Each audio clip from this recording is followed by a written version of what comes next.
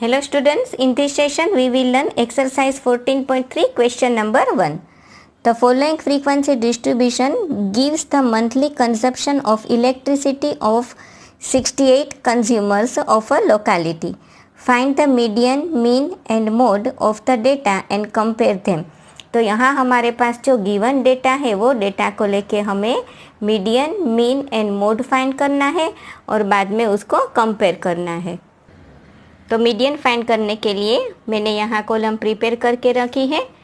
तो इस तरह से हमें कॉलम करनी है क्लास एफआई और CF, that means cumulative frequency.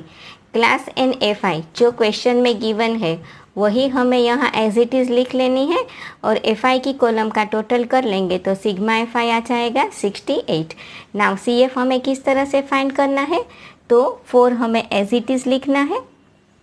Now 4 में 5 को ऐड करना है तो कितना आ जाएगा 9। अब 9 में 13 को ऐड करना है तो कितना आएगा 22। अब 22 में 20 को ऐड करना है 42। 42 में 14 को ऐड करेंगे 56।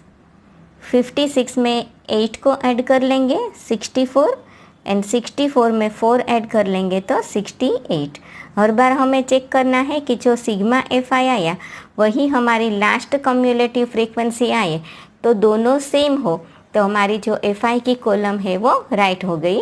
देन हमें इसका टोटल नहीं करना है, डैश लिख लेंगे। नाउ हमें मीडियन क्लास फाइंड करना है। तो मीडियन क्लास फाइंड करने के लिए फर्स्ट हमें क्या करना पड़ेगा, n/2।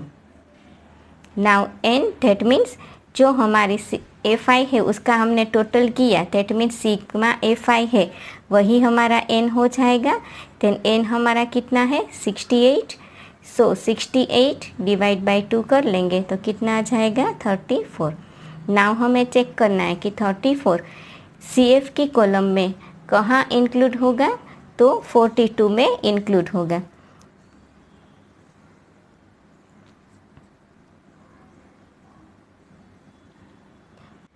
तो हमारा जो मीडियन क्लास है वो क्या हो जाएगा 125 to 145।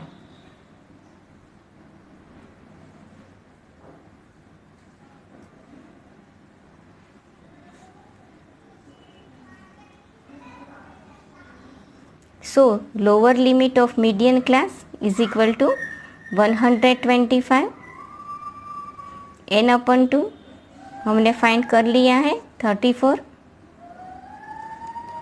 C F cumulative frequency of class preceding the median class, जो मीडियन क्लास है उसकी प्रीसीडिंग जो होगी कम्युलेटिव फ्रीक्वेंसी वो हमारा सी एफ बन जाएगा। तो यहाँ क्या आ जाएगा सी एफ के लिए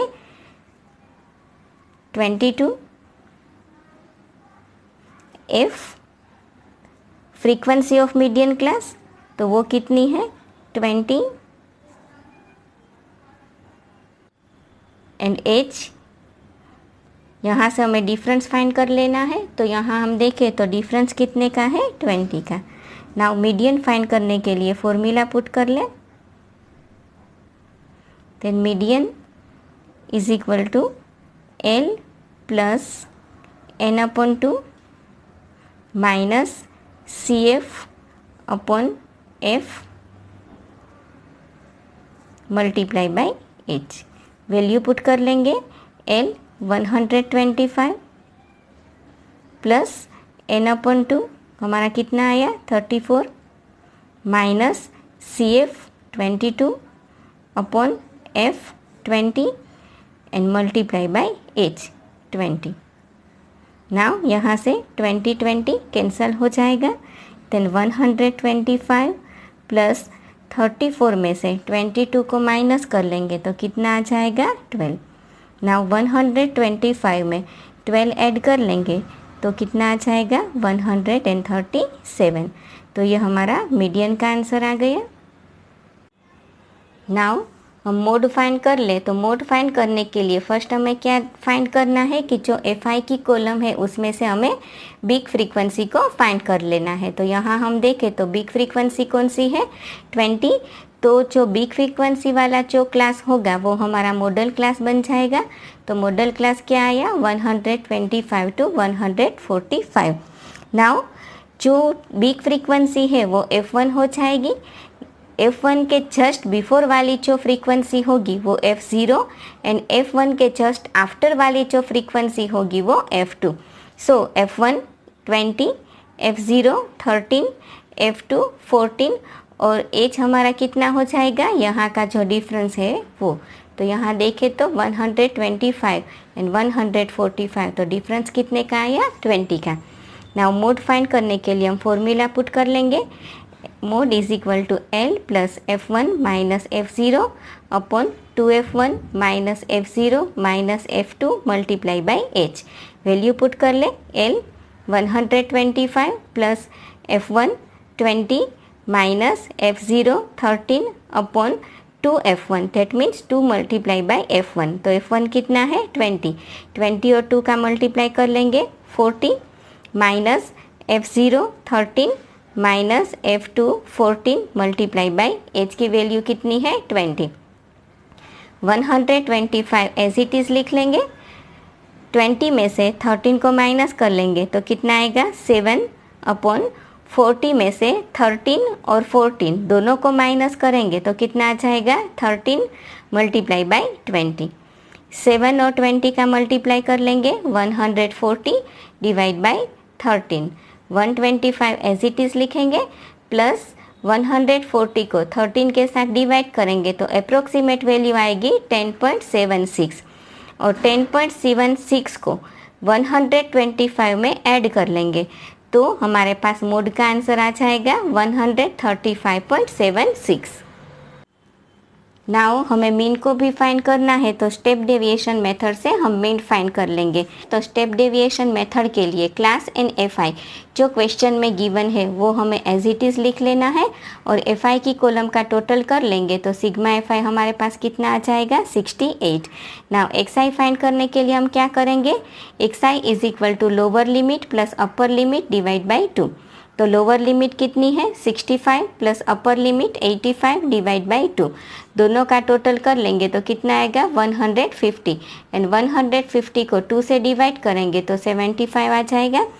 नाउ हमें चेक करना है कि हमारे पास जो यहाँ क्लास इंटरवल है वो इक्वल लेंथ का है। तो चेक कर लें 85, 105, 125, 145, 165, 185 एंड 205, तो सभी में इक्वल लेंथ है। 20-20 का गैप आ रहा है तो हम क्या करेंगे, यहाँ से 20 ऐड करते जाएंगे तो हमारे पास XI आ जाएगा। 75 में 20 ऐड करेंगे 95, 95 में 20 को ऐड कर लेंगे 115, अगेन 115 में 20 को ऐड कर लेंगे 135, उसी हिसाब से 155, 175 एंड 195। तो XI की कॉलम हमें शॉर्ट ट्रिक से मिल जाएगी। नाउ XI की कॉलम का हमें टोटल नहीं करना है तो डैश लिख लेंगे। नाउ हमें क्या देखना है कि जो हमारा अज्यूम मीन है वो XI वाली कॉलम में लगभग बीच में आ रहा हो वही हमें लेना है।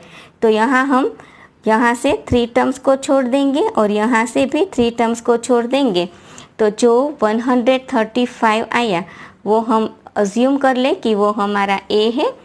नाउ UI के लिए हमें क्या करना है, जहाँ हमने A सपोज किया वहाँ हम 0 पुट कर लेंगे और 0 के अपवर्ड इस तरह से हमें नेगेटिव नंबर लिखने हैं -1, -2, -3 और डाउनवर्ड में पॉजिटिव नंबर लिखने हैं 1, 2।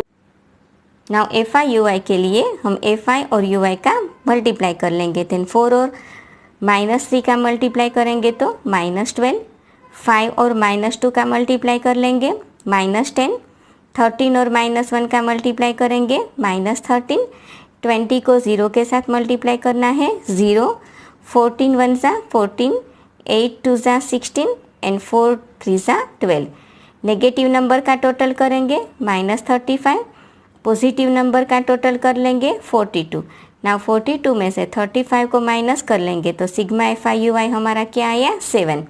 नाउ स्टेप डेविएशन मेथड से हमें मीन फाइंड करना हो तो फॉर्मूला क्या है, X bar is equal to A plus sigma F I U I upon sigma F I multiply by H.